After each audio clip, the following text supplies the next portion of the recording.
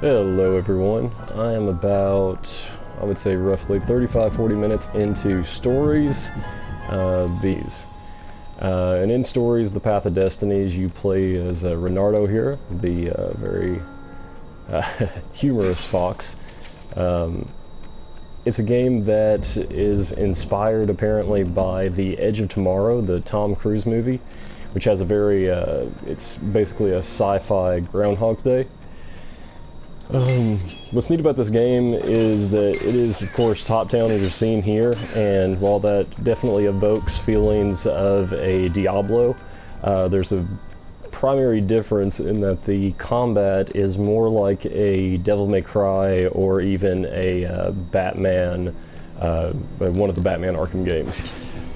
So I have a dash, I have a counter ability that actually works exactly like the counter ability in Metal Gear Rising, in that you press forward on the analog stick in the direction that the enemy is attacking you, plus the attack button to counter enemies. There's a huge upgrade tree to this game. You have a hook shot, which also can be used in combat. The game is narrated like Bastion is fully narrated. That's kind of the main crux of this game as well. One other interesting thing is that there's a full upgrade system as well. So as you'll go throughout the game, you collect ore and different essences like wind, fire, water essence, and to create different swords and to upgrade them after they've been created. You can also get gems, which I don't have any yet, but you can get gems and slot them into your gauntlet. You can have 3 slotted at once. And I'm guessing you unlock those as you go, much like I unlock wind essences from chests and such. It's very promising so far. I'm really enjoying it. Wonder what I could make with all these sword crafting materials, thought Renardo. And there's just a little taste of the narrator talking. It's very often that he's talking, and it seems like he narrates everyone in the game. It seems like he voices the any female characters in the game as well as the males, just like any good storyteller would, which I think is very cool. Maybe a little stuck here. Let's find out where we need to go. I definitely don't have the right sword for that. I need a sword. That's probably a wind sword. Oh, teleport pad. Very nice. And if I remember correctly, there was an altar or something to build a sword. Let's see if I can find it. It's just a pause screen. Yeah, so I think I can only access my stats and skills from an altar. As you battle enemies in the game, so far it seems like they're kind of random encounters, very narratively placed. But you do level up, and there is a scoring system for the game as well. So as you go along, say you fight a group of enemies very stylishly, you know, it'll rank you as such. Let's try this again. Try going back here one more time. I don't think there's anything up here. Oh, there we go. But yeah, so far I'm definitely digging the whole the Bastion flavor to the game, but I'm liking this. I'm liking the combat in this game a lot more. It's far more my type of play style. It's very quick, and it feels good. It's not. It doesn't feel as perfect. Like it does feel like a a lower budget indie game as far as the combat goes. But they've done a really admirable job putting this together. And here we go. We'll get a flavor for it.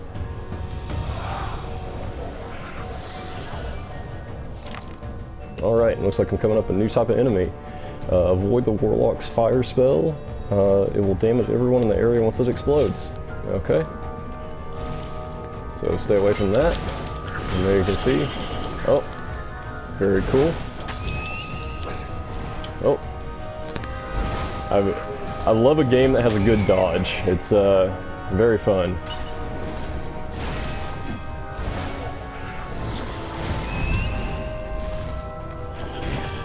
Yeah, a good dodge can go very far in making a combat system a lot of fun.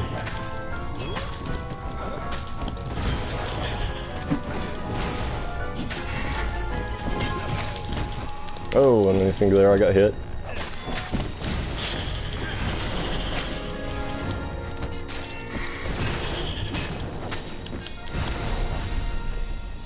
So, very cool.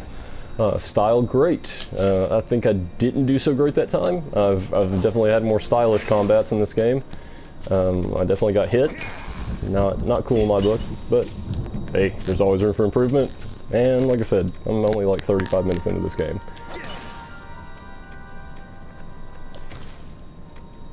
One complaint I do have about the game right now is that it seems like there's some frame lag or some stutter on the console version. Of course, I'm playing on the PS4. It's nothing that makes it unplayable. It's very slight stutter. He could smell her fear. He tried not to think about the interrogators at the secret base. What did they do to her? Maybe it didn't have to end that way. Maybe he could talk to her. But after all, there were worse things the Imperials had done to friends of his. Okay, let the narrator talk again. But yeah, once again, I mean, it's just a very slight dip in frames per second every once in a while. This was definitely better than pulling yourself up in a bucket. Nothing that makes it unplayable. And hopefully, I mean, this game is brand new. It's not like most games that didn't even receive a day one patch. So I'm sure something that, you know, with feedback garnered from console players, I'm sure it's something that can be patched, no problem. It is running on Unreal Engine 4. The game does look quite pretty. I hope it kind of comes off that way in the video feed. Okay, and here we have an example of the sword upgrading. Definitely don't have any fire essence. It would be cool to make that right now. Love fire spells and swords and stuff like that in video games, but looks like I'll have to wait for that. So I will upgrade my starting sword, the hero sword. And let's see, I'm upgrading to level 2. It'll allow me to heal myself, which is, yeah, sounds pretty cool. His trusty old sword was always a little better when he sharpened it. Alright. Hold R2 to activate magic swords. Swords consume energy while activated. And then left to right on the D-pad to switch swords. Okay. Pretty face forward.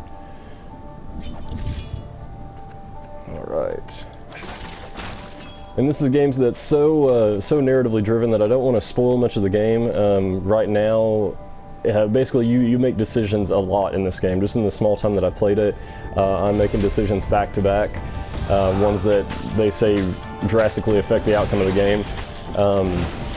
There are over 30 endings to the game, according to the devs. Yeah, the devs have said that that each decision matters. And one thing that's neat about the game is, much like Edge of Tomorrow, that they was an inspiration for them, is that the game, basically your character learns from each encounter and each story decision that he makes. So one playthrough of the game may be about 45 to 60 minutes, but you'll be playing through the game again, and your character keeps all of his upgrades and abilities, and actually... The outpost. The Imperials there were no match for him. Soon after, Zenobia limped up the path. When she realized he was already in front of her, she didn't even try to run. Oh, you left without saying goodbye. Again, he said, "Please, I'm enjoying this a little too much," she said, shaken. "Oh, spare us the chit-chat, would you?" said Lapino as he shackled her hands so she couldn't throw spells. "She knows all his plans." All the way back to the Farfarer, Lapino nagged Renato about how the interrogators would pry all the intel out of Zenobia. How that would turn the tides in the imminent battle. All they had to do was take her to the rebels' secret base. Renato didn't like to think about what the interrogators would do to her. Couldn't he just talk to her? Okay, here's an example of the choice in the game. They're always, you know, very, I wouldn't say black or white, because the choices aren't black or white, but it does give you one choice versus another. And they do have drastically different outcomes, and they are told in storybook fashion. It's really neat. I enjoy it. And as I was saying, your character in the game, no matter what choices you make on your next playthrough, he'll remember choices that you made before and what can happen, and that's supposed to carry forth not only narratively but also gameplay wise, because like I said, you also remember your abilities and whatnot. So right here, this is the girl who I was after, who apparently was raised with, and we went to the same sword fu school. So I can either take her to the rebel base and win the war, or say that's too cruel, skip the rebel base. So I think I'm gonna do that. She seems nice. They have a little crush on each other in story, romantic interest, so I'm gonna go with that. Things the interrogators do to her. Renardo could skip the base and find a way to interrogate Zenobia himself. I'm sure he'll do it with love. Away from the Nexus, Renardo could see the fear in Zenobia's eyes. I can't take her to those creatures at the base. He whispered to Lapino. Ah, you've gone soft. Soft in the head. We captured her for what she knows. I'll take her to the mountains. Tell all the horrible things the Emperor's done. Yeah, believe me. She'll turn. He turned the wheel. The hell you will! Shouted Lapino, and he grabbed the wheel back from him. The two of them wrestled for control of the ship. It shot off like a mad sparrow. Suddenly, Renardo was falling. So some very interesting things have happened so far by just my choices.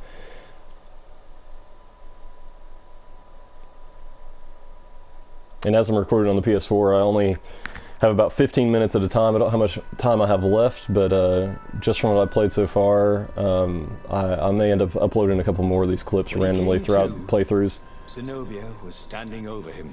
Why didn't you take me to the base to be interrogated? She demanded. Do you know what's left of people they interrogate? This is some trick, isn't it? To make me fall for you again. Well, I won't. Oh, go on then. Scurry back to your ravens. I can't stop you. But strangely, she didn't.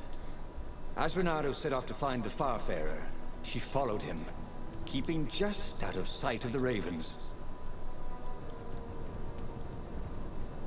So yeah, I'll continue with this playthrough just a little bit, pretty much until the 15 minutes are up, or I find to a nice, concise ending here. Okay, looks like I have an ability to heal. That's pretty cool. And looks like Magicka auto regens. Thought I saw it ticking there in the corner. Yep, it does. So that's really neat. I don't have to worry about finding pots to let my magic go up.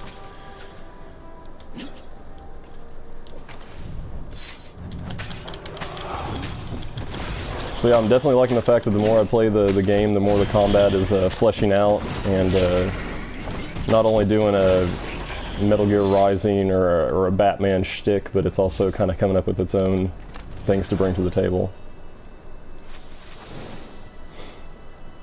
Yeah, and for a game that's, you know, it's $13.49 right now, it's 10% off for, you know, new adopters, or it'll be $14.99, I believe, after the first week. I'm impressed. I'm definitely impressed. This is a game that I would definitely expect. Go great. You know what? Don't worry about it. This is a game that I would definitely expect to be at least $20.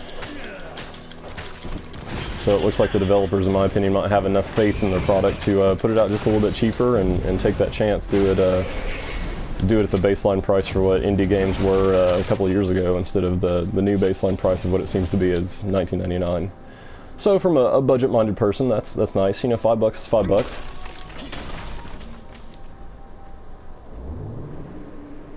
All right. Oh, this really didn't have much in the way of safety features, did it?